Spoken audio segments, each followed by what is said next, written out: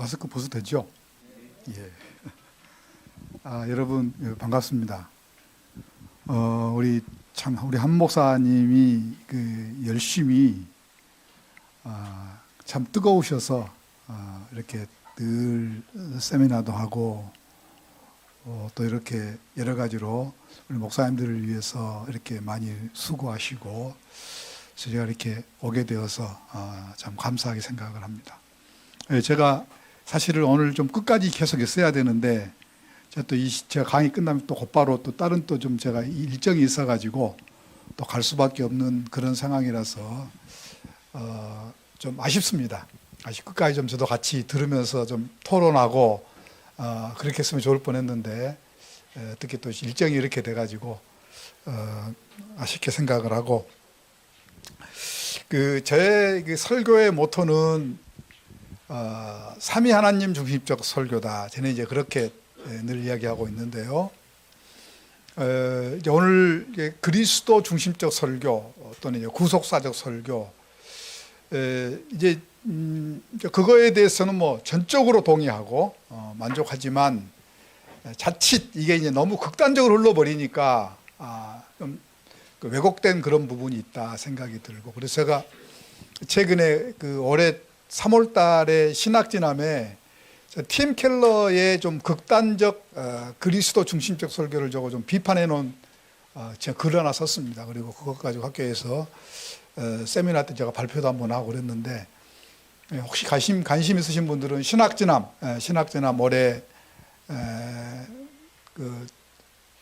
3월 달에 봄호에 제가 글을 써놨고 그래서 참고해 보시면 좋을 것 같고 그래서 전 오늘 전체적인 이제 그리스도를 설교하는 것은 너무나 당연한 거고 오늘날 가장 놓치기 쉬운 그런 부분 가운데 하나이어서 그리스도 중심적 설교, 구속사의 설교를 굉장히 우리가 강조하고 중요하게 여기지만 좀 전체적으로 좀 여러분들에게 좀 균형을 좀 잡을 필요가 있다는 생각이 듭니다. 우리 모두가 알고 있는 것처럼 한국교회는 지금 심각한 위기 가운데 있습니다. 특별히 이제 이 코로나로 인해서 제가 최근에 또 요즘에 이제 크게 대표적인 이 시대의 흐름을 이야기하라고 하면 코로나, 그 다음에 4차 산업혁명, 그 다음에 이제 포스트 모더니즘 이렇게 이제 흔히 이 시대의 흐름을 그렇게 이야기를 하거든요. 이제 그런 상황 가운데에서 더욱더 지금 한국교회가 어려운 가운데 있고 그 어려움의 가장 중요한 원인은 강단이다 이렇게 생각하는 것이 가장 일반적인 견해라고 생각이 듭니다. 물론 강단의 위기는 설교자와 청중이 함께 책임이 있습니다. 둘 다 책임일 수도 있고 예를 들면 설교가 길다고 했을 때 왜 길게 느껴지냐 이렇게 했을 때 설교자가 준비를 제대로 못해서 뻔한 설교를 하기 때문에 설교가 길게 느껴질 수가 있고 청중들의 밭이 돌짝밭이 되어서 옥토밭이 아니로 돌짝밭이 되어서 설교가 굉장히 길게 느껴질 수도 있고 그 다음에 둘 다 준비도 안 돼 있고 성도의 마음도 돌짝밭이고 둘 다 원인이 될 수도 있고 그러니까 뭐 어떤 것이 궁극적인 원인이다 이렇게 우리가 말할 수는 없겠지만 저는 궁극적으로 밭을 옥토로 만들 책임까지 농부에게 있다 생각이 들어서 저는 궁극적인 책임은 설교자가 져야 된다 이렇게 생각을 합니다. 그래서 저는 이런 위기를 극복하기 위해서 우리에게 필요한 것은 삼위 하나님 중심적 설교다 이렇게 생각을 하거든요. 저는 한국교회 이제 설교를 볼 때 크게 4가지 정도의 문제가 있다는 생각이 듭니다. 첫 번째는 하나님의 말씀의 왜곡 또는 변질입니다. 정말 하나님의 성경에 있는 깊은 뜻을 확 드러내주는 설교가 그렇게 많지 않은 것 같아요. 찾아보기가 그렇게 쉽지 않다 생각이 듭니다. 그래서 월터 카이저가 했던 유명한 말이 있죠. 오늘날 교회가 왜 건강하지 못하느냐? 온갖 조미료가 너무나 많이 뿌려진 음식을 성도들에게 제공하고 있다. 또는 대용식, 뭐 피자나 뭐 햄버거라든지 이런 조미료가 너무나 많이 들어간 음식을 성도들에게 먹이고 또 이렇게 건강식이 아니고 패스트푸드라든지 이런 대용식들을 많이 먹이기 때문에 오늘날 교회가 이렇게 지금 건강하지 못하다. 저는 전적으로 동의합니다. 전적으로 동의. 하나님의 말씀에 그 엑기스, 건강식을 그대로 먹여야 되는데 이 말씀이 왜곡되고 변질되었기 때문에 오늘날 한국교회가 어려운 것이다. 두 번째는 오늘날의 설교가 너무 적용 중심으로 흘러가 버렸다. 적용은 너무나도 중요한 겁니다. 그러니까 이 주예와 적용은 설교를 세워주는 두 개의 기둥이거든요. 너무나도 적용은 중요한 건데 적용 중심으로 흘러가 버리니까 본문에 대한 의미에 대한 충분한 논의 없이 그냥 곧바로 적용으로 들어가 버렸기 때문에 오늘날 많은 설교가 적용 중심의 설교로 흘러가 버린 것이 아니겠는가. 그 다음에 세 번째는 이 필요 중심적 설교다. 성도들의 필요를 채워주는 것은 너무나도 중요한 것입니다. 너무나도 중요한 건데 제가 좀 이따도 말씀드리겠지만 오늘날 이 성도들이 그 디모데후 4장 3절을 보면 때가 이르니 사람이 바른 교훈을 받지 아니하며 귀가 가려워서 자기의 사욕을 쫓을 스승을 많이 두고, 그러니까 바른 말씀을 잘 안 들으려고 하고 자기에게 이 좋은 것만 받아들이려고 하는 그런 상황 가운데에서 목회자들이 너무나 그 성도들의 필요 거기만 쫓아가다 보니까 이 하나님의 말씀이 왜곡되고 또 변질되고 그런 것이 아닐까 생각이 들고요. 네 번째는 흥미주의 설교. 이 크레독이라고 하는 사람이 뭐라고 이야기했냐면 설교자가 범하는 가장 큰 죄는 성도를 지루하게 만든 것이다, 이렇게 이야기했어요. 제가 그거에 대해서 전적으로 부인하지 않지만 어느 정도는 동의하지만 흥미주의 설교, 오늘날 많은 사람들이 소위 이 들리는 설교, 설교가 들려야 한다. 그래서 어떻게 하면 들리는 설교를 하게 될까? 여기에 관심을 쓰다 보니까 너무나 이제 이 테크닉 뭐 이런 쪽이 이제 신설교학의 영향이죠. 그래서 오늘날 이렇게 강단이 첫 번째는 하나님 말씀의 애곡, 두 번째는 적용 중심의 설교 또는 필요 중심의 설교, 그 다음에 흥미주의 설교, 이런 설교들이 오늘날 이 한국교회 강단에 주종을 이루고 있기 때문에 오늘날 강단이 약화가 되고 또 강단의 약화는 당연히 교회의 이교와 연결되는 그런 오늘날의 상황이라, 이제 이런 상황에서 이런 강단을 회복하기 위해서 필요한 게 뭐냐? 그거는 삼위 하나님 중심적 설교다. 삼위 하나님 중심적 설교다.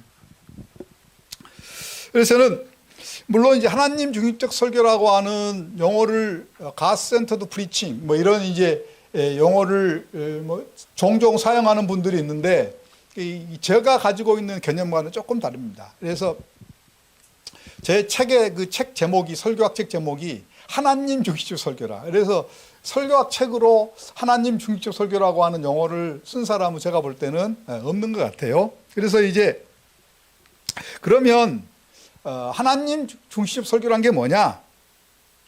저는 어떻게 이야기를 하냐면 성부, 성자, 성령 삼위 하나님께서 본문을 주회하여 적용으로 연결하고 효과적이고 능력 있게 전달하는 모든 과정에서 하나님께서 그 삼위 하나님께서 중심적 위치를 차지하는 설교.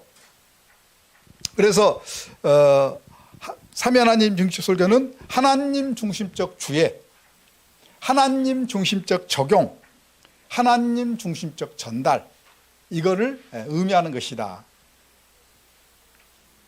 그러면 하나씩 좀 제가 이 세 가지를 좀 간단하게 좀 여러분들에게 말씀을 드리고, 혹시 여러분들 나중에 궁금한 점 있으면 또 우리가 서로 토론하는 시간을 좀 잠깐 좀 제가 갖도록 하겠습니다. 첫 번째, 하나님 중심적 주회라고 하는 것은 쉽죠.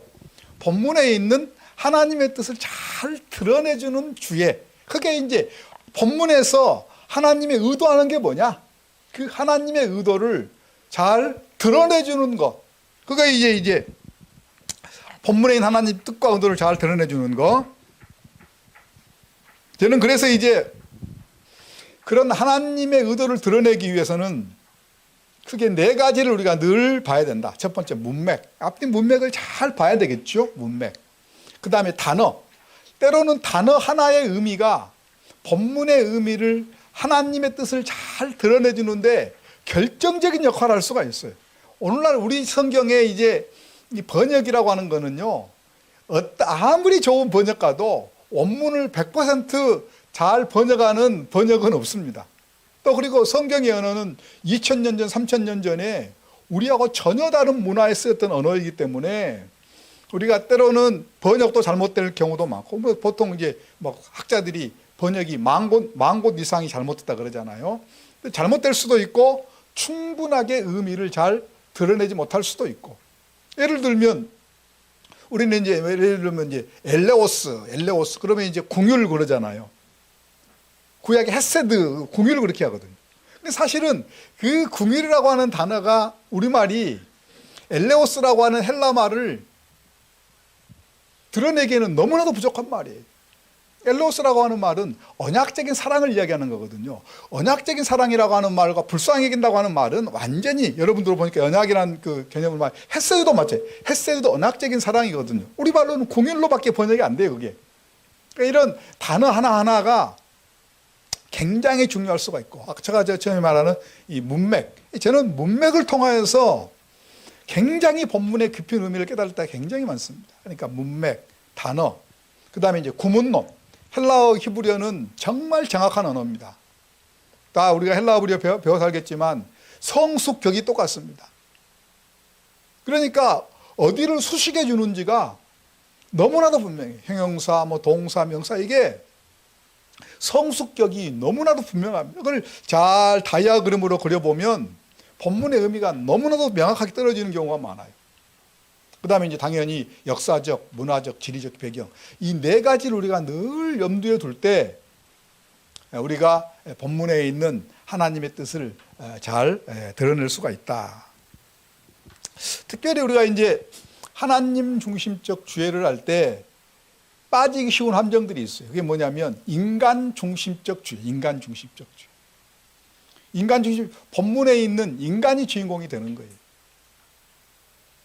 특별히 이제 이 뭐 복음서를 보면 예를 들어 마가복음 2장을 보면 예수님께서 중풍병자를 고치는 사건이 나오잖아요. 중풍병자를 예수님께서 고치신 그 사건을 통해서 하나님이 우리에게 주신 의도는 뭐예요? 그거는 예수님이 우리 죄를 용서하신 하나님이다. 그것이 그 본문 핵심이거든요. 그런데 많은 사람들은 누가 주인공이 돼요? 중풍병자의 친구들이 주인공이 되는 거예요. 복음서가 다 그래요. 복음서를 기록한 목적은 예수님이 하나님이시고 예수님이 그리스도이신 것을 드러내는 것이 목적인데, 많은 사람들은 본문에 있는 인간들, 그 사람들이 주인공이 되는 거예요. 구약에 많은 인물들이 등장하잖아요. 다윗도 등장하고 아브라함. 그 사람은 주인공이 아닙니다. 하나님이 어떻게 그 사람을 통하여 하나님을 보여주셨느냐가 우리의 가장 중요한 관심사가 돼야 되는데, 그건 다 빼버리고 아브라함이 주인공이 돼버리고 모세가 주인공이 돼버리고 다윗이 주인공이 돼버리고 그런 상황이 그런 상황. 그래서 우리가 인간이 주인공이 되는 본문, 물론 그건 적용적인 차원에서 우리 인간은 우리가 어떻게 모업적으로 본받아야 되느냐, 이건 적용적인 측면이 있지만 그 앞에서 그들을 통하여서 보여주시고자 하는 하나님의 뜻이 뭐냐, 하나님 의도가 뭐냐, 이거 발견하는 것이 더 중요하다는 거죠. 그 다음에 이제 영예라고 하는 것은 뭐냐면 어떤 정당한 해석학적 근거가 없이, 그러니까 어떤 본문을 볼 때 이거는 신학적으로, 성경 신학적으로 이런 근거를 통하여서 이런 의미를 가지고 있다, 이렇게 해야 되는데, 그런 성경적 신학적 근거 없이 설교자가 임의로 자기 맘대로 본문에 영적인 의미를 부여하는 거예요. 그건 끝이 없어요. 그냥 빨간색만 나오면 어떻게 되고, 막 숫자가 몇 개가 나오면 뭐가 되고, 그건 다 영예죠, 영예. 두 번째가 영예고, 세 번째는 도덕적 접근, 도덕적 주의. 물론 우리의 신앙에 있어서 도덕은 굉장히 중요하지만 성경은 도덕책이 아니잖아요. 예를 들면 아브라함이 거짓말해서 혼났다. 거짓말하지 말자. 아브라함이 돈을 주고 샀으니까 공짜를 좋아하지 말자. 이건 다 그 사건을 통해서 드러내시고자 하는 하나님의 뜻이 뭐냐를 발견했는데, 아브라함이 거짓말해 하나님 혼났다. 거짓말하지 말자. 성경은 단순한 도덕적 교훈이 아니라는 거죠. 그런데 많은 사람들이 단순한 도덕적 교훈 정도로만 하나님의 말씀을 격화시켜버리는 그런 일들이 자주 일어나는 거죠. 그러니까 우리가 아무튼 늘 주의해야 될 것은 뭐냐면, 인간이 주인공이 되어서는 안 된다. 내 마음대로 본문에 영적인 의미를 부여해서는 안 된다. 세 번째는 단순하게 성경을 도덕적 교훈 정도로만 격화시켜서는 안 된다. 이게 우리가 굉장히 빠지기 쉬운 함정들이라는 거죠. 그 다음에 이제 하나님 중심적 주의를 한 다음에 하나님 중심적 적용이죠. 적용. 적용에서 가장 중요한 것은 뭐냐면 바른 적용이죠. 바른 적용. 많은 목회자들이 어떤 자기가 생각했던 것을 전하기 위해서 본문을 활용하는 거죠. 교회의 어떤 목회를 위해서, 물론 우리가 목회에 대해서 설교를 통해서 얼마든지 이야기할 수가 있겠죠. 그러나 중요한 것은 뭐냐면 본문에서 말하는 그 의도를 잘 왜곡하지 않고 연결해야 되는데, 본문에 있는 의도는 적은데 자기의 말을 위해서, 자기 어떤 주장이나 자기의 변명을 위해서 본문을 억지로 아전인수격으로 끌어들여 와가지고 그거를 가지고 적용을 하는. 그러니까 저는 적용을 우리가 하기 위해서 굉장히 많은 여러 가지 중요한 요소들이 있는데, 어떤 경우라도 포기할 수 없는 것은 뭐냐면 바른 적용이에요. 바른 적용. 사탄의 특징들이, 사탄이 예수님을 유혹할 때 하나님 말씀 인용했어요. 적용이 왜곡된 거잖아요. 다 그래서 존 스타트 같은 경우에도 왜곡된 적용은 사탄이 하는 짓이다, 그렇게 얘기해요. 사탄이 하는 짓이. 절대로 우리가 양심적으로 하나님 앞에서, 물론 우리가 부족해서 어쩔 수 없는 거 있지만 의도를 가지고 본문을 왜곡해서 어떤 내 주장을 이야기하기 위해서, 어떤 나의 어떤 목적을 위해서 본문을 왜곡하는 것은 절대로 해서는 안 된다. 하나님 중심적 적용이죠. 그래서 우리가 아무튼 좀 본문을 볼 때 가급적이면 우리의 선입견을 내려놓는 것이 필요합니다. 선입견. 그러니까 우리가 머릿속에 딱 어떤 일이 있으면 우리도 모르는 사이에 그것을 자꾸, 물론 그게 쉽지 않아요. 그래서 저는 가능하면 저는 아무튼 본문을 볼 때 머리를 백지 상태로 하고, 물론 그렇게 할 수가 없겠죠. 할 수가 없겠지만 백지 상태로 하고 본문을 있는 그대로 제가 가지고 있는 어떤 생각에 그것을 덧붙이는 것이 아니라 백지 상태로 하나님의 말씀에 있는 그대로를 받아들이려고, 설교자가 먼저 그렇게 해야 되겠죠. 그 다음에 이제 첫 번째는 바른 적용이라면, 두 번째는 실제적인 필요를 채우는 적용. 아까 제가 필요 중심적 설교가 오늘날 문제라 그랬잖아요. 그러니까 이제 이 성도들의 필요는 표현된 필요가 있어요. 그러나 또 표현되지 않는 필요가 있을 수가 있어요. 표현된 필요가 하는 건 뭐냐면 그냥 다 자기가 무엇이 지금 문제인지, 어떤 어려움이 있는지를 다 알아요. 그리고 그 하나님께서 그런 필요를 채워주시기를 원해요. 그런데 표현되지 않는 필요는 뭐냐면, 그것이 어떻게 보면 그 사람에게 정말 중요한 건데 그 사람이 그걸 모르는 경우가 있어요. 안 그러니까 아이들 우리가 키우다 보면, 아이들 어렸을 때 보면 부모의 입장에서 보면 그게 얘에게 정말 필요한 것은 무엇이다 알잖아요. 그 아이들은 모르지만. 근데 아이는 그걸 모르고 그냥 겉으로 부모한테 혼나는 거죠.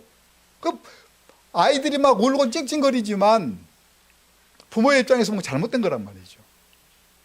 그러니까 반드시 표현된 필요가 잘못된 거고, 그런 건 아니지만 우리가 어떤 교회의 지도자로서 하나님의 말씀을 가르치는 사람으로서 중요한 건 뭐냐면, 성도들의 실제적인 필요가 뭐냐. 혹시 하나님의 말씀의 관점에서 봤을 때, 또 우리가 교회 영적 지도자의 관점에서 봤을 때 성도들의 정말 진정 필요한 것은 뭐냐. 이거를 잘 파악하는 것이 필요하다. 그리고 우리가 성도들의 이 진정한 필요, 하나님의 관점에서 봤을 때 그 다음에 말씀의 관점에서 봤을 때 성도의 진정한 필요를 채우는 설교.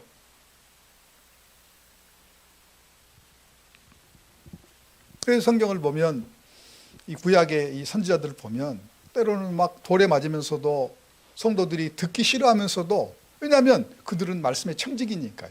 우리가 신약에도 우리가 말씀의 청직이잖아요. 있는 그대로 말씀을 왜곡시키지 않고, 때로는 돌에 맞더라도, 때로는 어려움이 있다고 할지라도 성도들의 실제적인 필요가 뭔지를, 그렇지 때로는 회개를 촉구하기도 하고 하는 그런 실제적인 필요를 채우는 설교가 필요하다. 그 다음에 세 번째는 하나님 중심 적용은 복음적 적용이다. 복음적 적용. 브라이언 채플이 타락한 상황에 초점 맞춰라. 우리 모든 인간은 구원받아야 될 타락한 상황이 있다고 하는 그 사실에 우리의 설교에 초점이 모아져야 된다. 오늘날 저는 치유 설교도 필요하다고 생각이 들고, 또 성도들이 이 땅에 살면서 복받는 설교도 필요하다고 저는 믿습니다. 그래서 저는 그거를 절대로 해서는 안 된다, 그렇지 않지만, 진정 복음 안에서의 진정한 복이 무엇인가, 복음 안에서의 진정한 치료가 무엇인가, 복음 안에서 진정한 삶이 무엇인가, 복음적인 적용, 단순하게 그냥 치유가 목적이 아니고 복음 안에서의 진정한 치유. 저는 복음만 제대로 선포가 되면 치유는 자연 발생적으로 일어난다고 생각이 들어요. 복음은 놀라운 능력이 있거든요.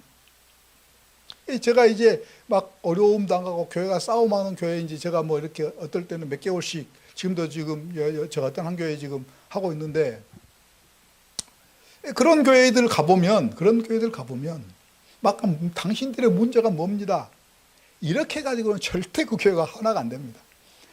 아무 말도 않고 그냥 복음만 전하면 복음 자체에 능력이 있기 때문에 복음이 사람을 변화시키고 그 교회를 변화시키는 걸 제가 보았습니다.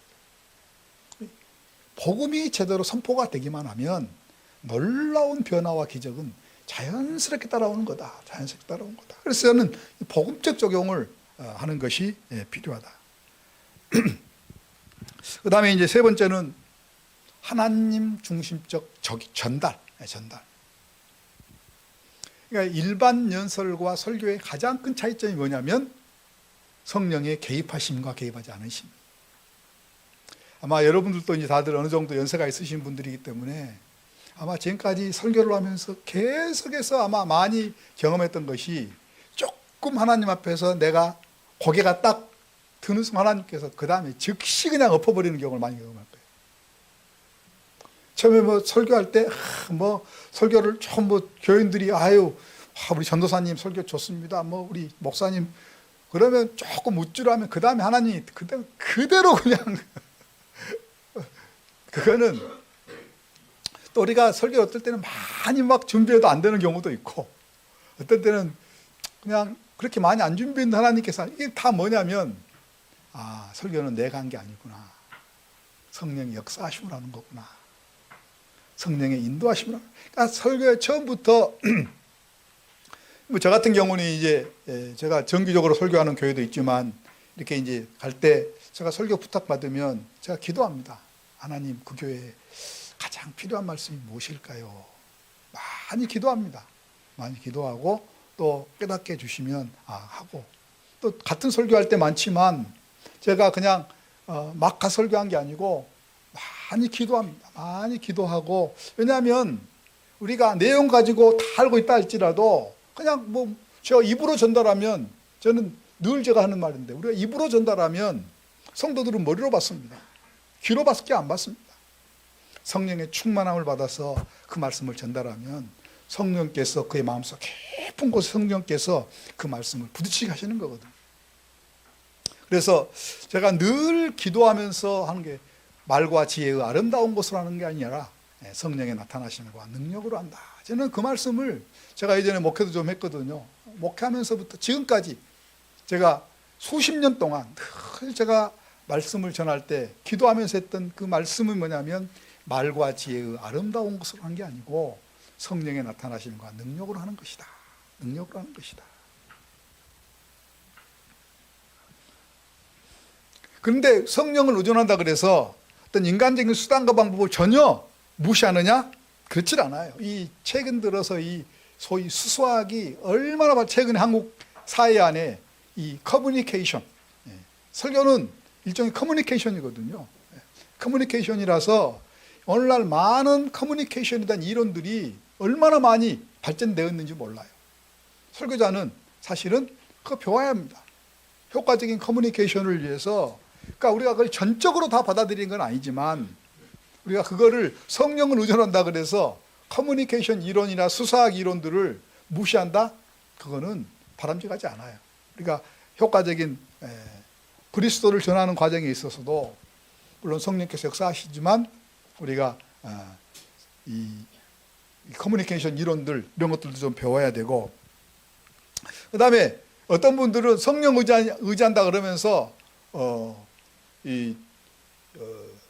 청중이 어떻게 반응하든지 그건 신경 안 쓰는 분이, 뭐 어른에게 할 때나 뭐 아이들이 할 때나 결코 그렇지는 않습니다. 오늘날 이 설교학의 가장 중요한 것 가운데 하나가 뭐냐면 청중 분석이 청중 분석. 청중 분석은 지극히 성경적입니다. 보세요, 여러분들, 예수님과 바울은 전혀 다르게 접근했잖아요. 예수님은 시골 사람들이기 때문에 난 뭐 산의 들의 백합화, 뭐 하늘의 새 이렇지만 바울은 로마의 도시 문화권에 사는 사람들에게 복음을 전했기 때문에 바울은 뭐 이 군인의 비유, 뭐 경주의 비유 이런 걸로 하거든요. 그리고 성경을 보더라도 성경 저자도 마가복음과 마태복음이 접근 방식이 다르잖아요. 왜냐하면 대상이 다르기 때문에. 이게 다 청중 분석이거든요. 청중 분석이 너무나도 중요한데 성령 의지한다 그래가지고 청중 분석을 무시해서도 안 된다. 그러니까 수사학 이론도 배워야 되고 청중, 이 시대를 알아야 되는 거죠. 우리가 이 시대를 알아야 되고 성도를 알아야 되고, 이것들은 성령을 우리가 의지하면서도 이렇게. 그래서 저는 이 설교는 하나님의 성령의 역사하신 100%, 우리의 수고와 노력 100%, 100 플러스 100이 100이에요 우리는. 그러니까 설교를 준비할 때는 나의 능력은 아무것도 아니고 나의 수고와 노력은 아무것도 아닌 것처럼 전적으로 성령 역사에 의지하고, 또 다른 한편으로는 성령이 전혀 역사하지 않을 것처럼 우리는 전적으로 최대한의 수고와 노력을 하는 것, 그게 바로 우리가 해야 될 일이라는 거죠. 이제 나가는 걸 한번 제가 읽어보겠습니다. 오늘날 한국교회 강단은 심각한 위기 상황에 있다. 하나님의 말씀이 강단에 사라지고 그 의미가 왜곡되고 있다. 또한 설교자가 성도의 필요와 흥미만 급급해서 그들에게 진정으로 필요한 메시지를 담대하게 선포하지도 못하고 있다. 이러한 얘기를 극복하기 위해서 절실히 요구되는 것은 삼위 하나님 중심적 설교이다. 성부, 성자, 성령 삼위 하나님께서 본문을 주의하여 적용으로 연결하고 효과적이고 능력 있게 전달하는 모든 과정에서 중심적인 위치를 차지하는 것이다. 하나님 중심적 설교가 강단에서 회복될 때 한국교회는 제2의 부흥과 도약을 경험할 수 있으리라고 굳게 믿는다. 혹시 뭐 질문 있으면 해주시기 바랍니다. 제가 온고가 있기 때문에 제가 좀 아주 빨리 그냥 좀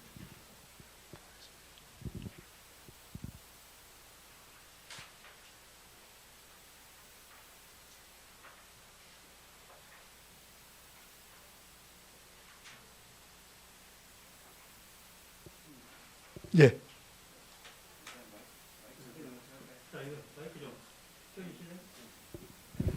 네, 교수님 강의 잘 들었습니다. 교수님 서두에서도 잠깐 언급하셨는데 이제 요즘에 많이 이제 주장되고 있는 그리스도 중심적 설교,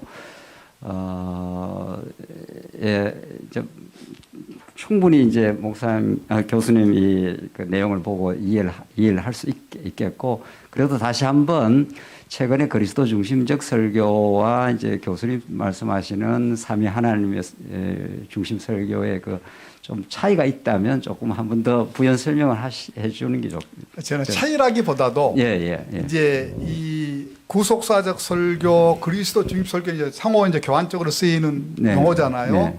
근데 저는 절대적으로 네. 저의 스승이 그레이다누스입니다. 제가 네. 켈빈에서 공부할 때 네. 그레이다누스 교수님 밑에 제가 공부를 했거든요. 네, 네.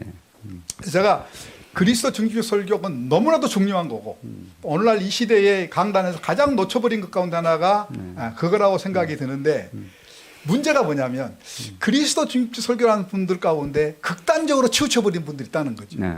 예를 들면 이제 뭐팀 켈러 같은 경우도 제가 볼 때는 이제 그런 형편이고 그래서 그 극단적으로 치우치지 않기 위해서 네. 이제 대비책이 뭐냐면 삼위 하나님 중심적 구속사의 설교를 해야 된다. 그러니까 저는 이제 그거를 어떤 차이점이라기보다도 이제 극단적으로 흐르지 않도록 하기 위한 방지책으로 네.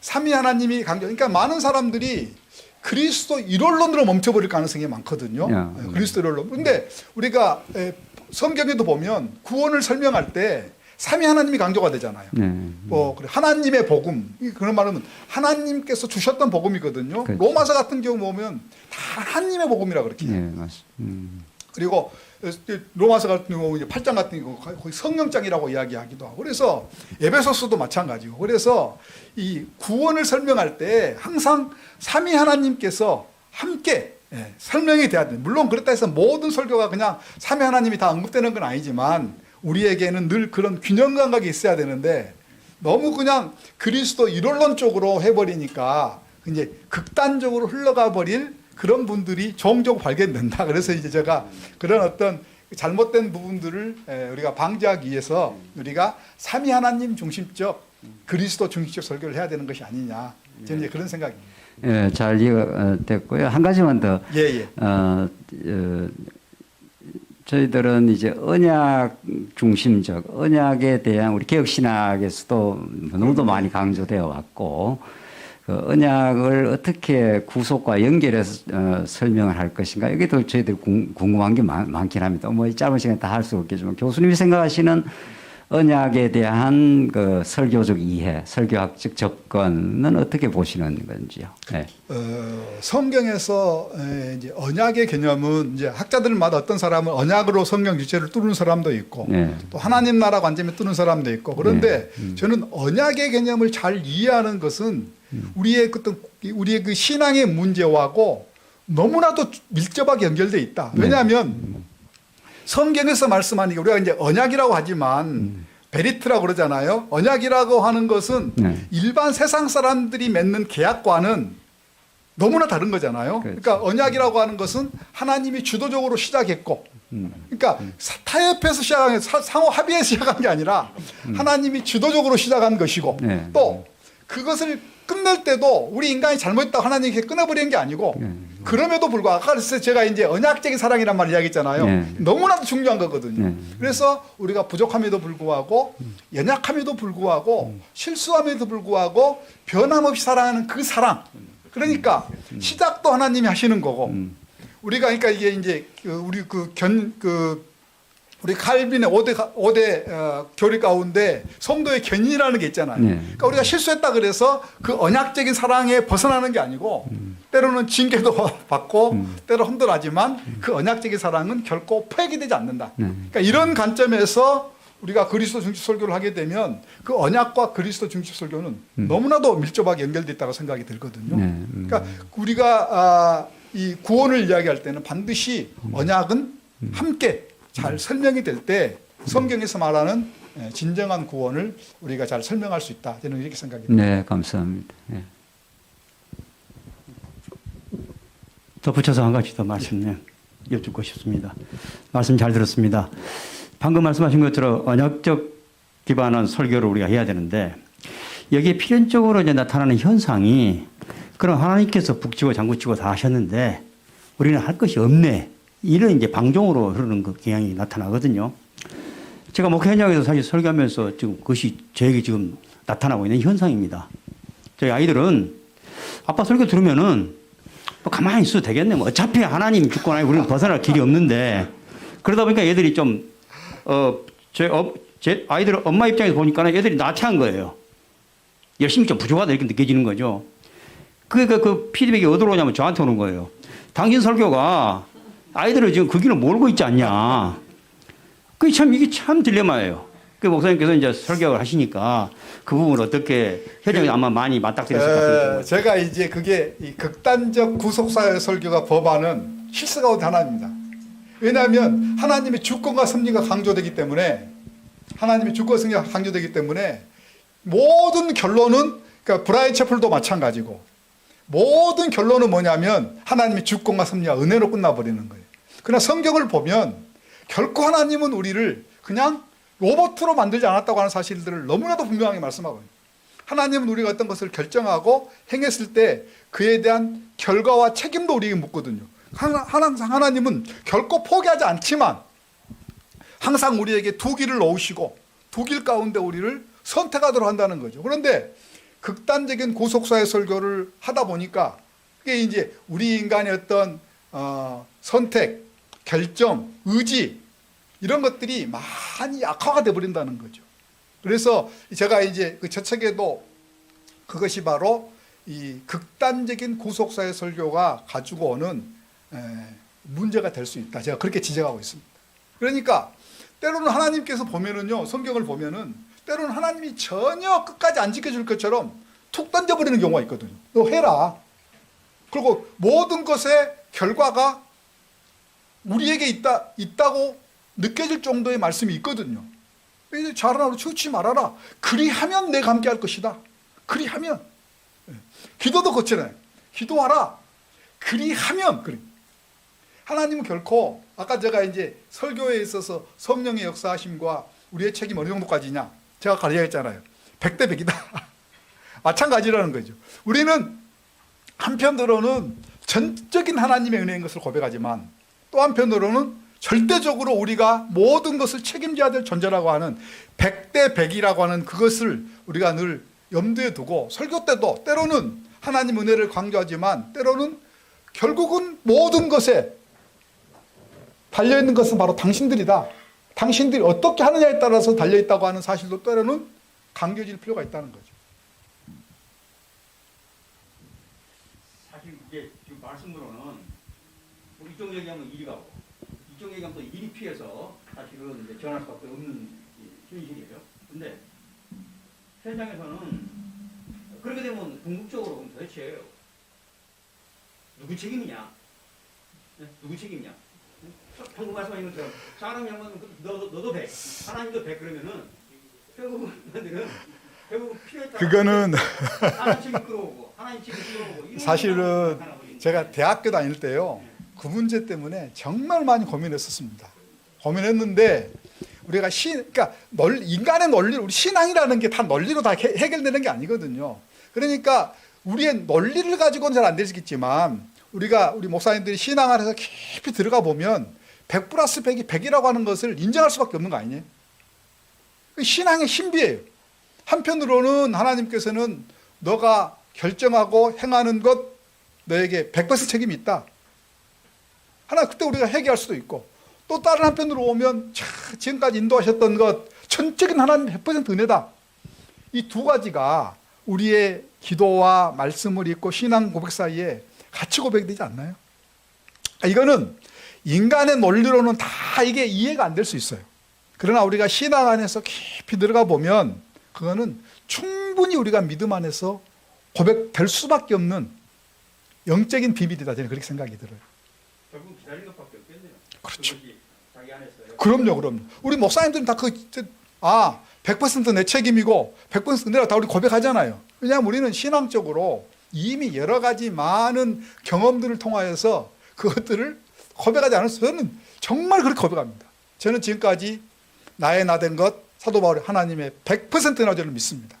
그러나 또 다른 한편으로는 저는 지금 하나님께 말씀에 순종하기 위해서 저는 100% 제가 최선을 다해서 노력합니다. 물론 성령의 도우심을 의지하면서 노력하겠죠. 그러나 하나님께서 저에게 주셨던 어떤 일들을 위해서는 저의 최선을 다하는 수고. 그러니까 우리가 염려하지는 말되 우리는 준비를 해야 되거든요. 준비하는 것은 우리의 또 역할이거든요. 이 두 가지가 저는 신앙 안에서는 충분히 잘 조화를 이룰 수 있는 문제다. 저는 그렇게 생각을 합니다. 그러니까 우리가 때로는 저는 하나님의 은혜라고 하는 사실 100% 강조하고 또 때로는 우리가 어떻게 하느냐에 따라 결과가 달렸다고 하기도 하고 때로는 두 개가 같이 섞여서 노력해야 되지만 하나님은 내가 이런 식으로 세 가지니까 크게 나누면 세 가지 영역이잖아요. 이거를 때로는 골고루 다 우리가 설교하다 보면 성도들도 언젠가는 그 수준에 이렇게 되고 그러한 하나님께서 기뻐하시는 고백을 할 수 있으리라 저는 그렇게 생각이 됩니다.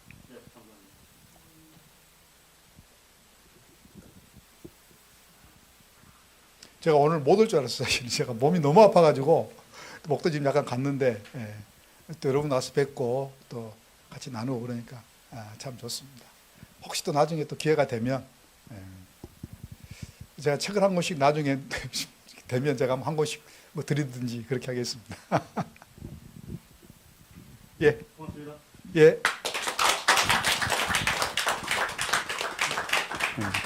10분 쉬시고 또 다시. 예, 죄송하지만 저는 또 자리를 좀 떠나가야 될 것 같습니다. 예, 죄송합니다.